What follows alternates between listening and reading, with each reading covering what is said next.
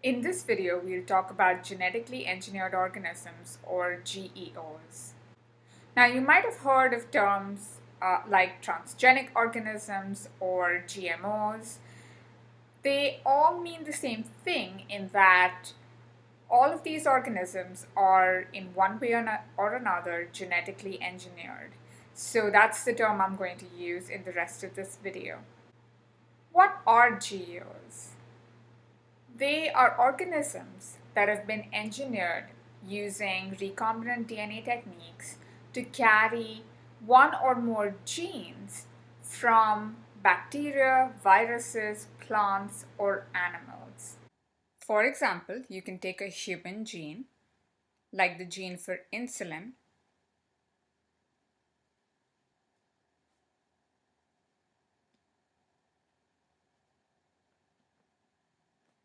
and insert it into a bacterial cell.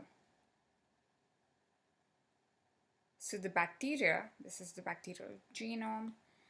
So the bacteria can produce lots and lots of insulin that can be used to give patients that have diabetes. One thing to note is that genetic engineering is different from selective breeding, where desirable traits, which are present due to natural genetic variation, are enhanced in plants and animals by mating them with other members that display those same traits. For example, this genetically engineered salmon on the left has been produced by inserting a gene from another salmon for the growth hormone, which makes it grow almost 5 times as large as a regular Atlantic salmon. On the right is a selectively bred super cow, which has been bred to possess increased muscle mass. Other examples of GEOs include Roundup Ready corn, which has been produced to resist the insecticide Roundup, Roundup Ready soybean plants, goats, which have been genetically engineered to produce certain hormones in their milk, and the laboratory mouse that has been genetically engineered to contain different kinds of genes for the purposes of basic research. Now let's specifically talk about genetically engineered plants.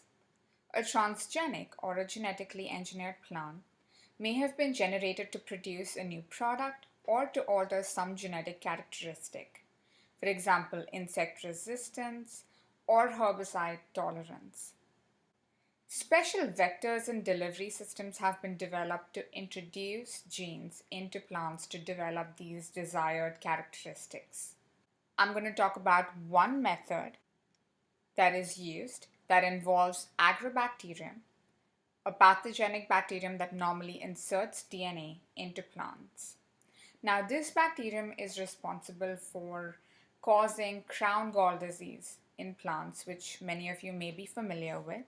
The way that this agrobacterium infects plants is by inserting a plasmid called the TI plasmid, as shown here, into the plant. And this TI plasmid contains a region called the tDNA,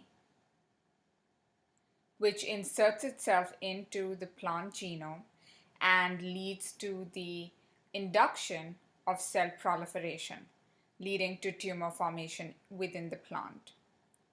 So this is helpful for the purposes of generating transgenic plants because this TI plasmid can be used to carry the gene of interest.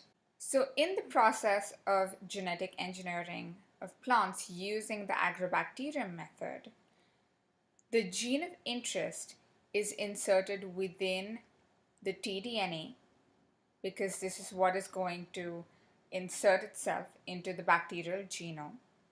So the gene of interest is inserted within the tDNA, leading to the production of a recombinant TI plasmid.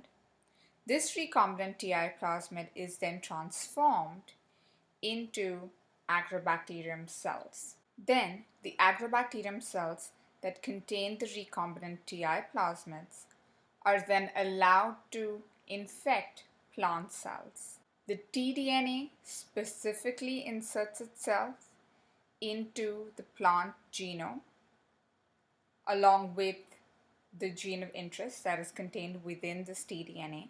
Then the plant cells are placed in a medium containing kanamycin and carbonicillin, both of which are antibiotics.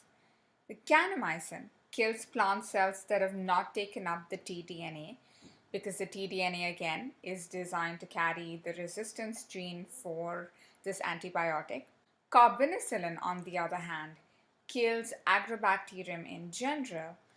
You don't want your recombinant transgenic plant to have crown gall disease, so you have to kill the agrobacterium cells, and carbonicillin helps do that. So the only cells that will grow on this nutrient growth media are the ones that have taken up the tDNA containing the gene of interest, leading to the production of a genetically engineered plant. Using this technology, scientists are trying, for example, to take the bioluminescence gene, the luciferase gene from a firefly, and insert it into a plant called Arabidopsis thaliana, which can then glow in the dark. You can actually find their project called the Glowing Plant Project, in which they're trying to produce environmentally friendly lighting that saves electricity. Let's move on to talking about genetically engineered animals. These can be generated also to produce a new product or to alter an animal's genetic characteristics. For example, increased meat or milk production. So earlier we saw the example of the super cow, which was produced as a result of selective breeding. There are ways to genetically engineer cows to produce more meat. In animals, genes are usually introduced by injecting DNA into an oocyte, which is a reproductive cell, fertilizing it and implanting it into a surrogate mother. The surrogate mother carries the embryo to term, resulting in the birth of a genetically engineered or transgenic animal. Now, let's say we want to produce a genetically engineered sheep that secretes a human hormone in its milk. To do this, we would clone the human gene for the hormone into a plasmid vector that has a promoter, and we talked about promoter in earlier units. This promoter allows the gene to be expressed specifically in cells of the mammary glands of the transgenic sheep that will be produced. So after doing this, the vector DNA is injected into a sheep oocyte. This vector DNA integrates into the chromosomal DNA of the sheep.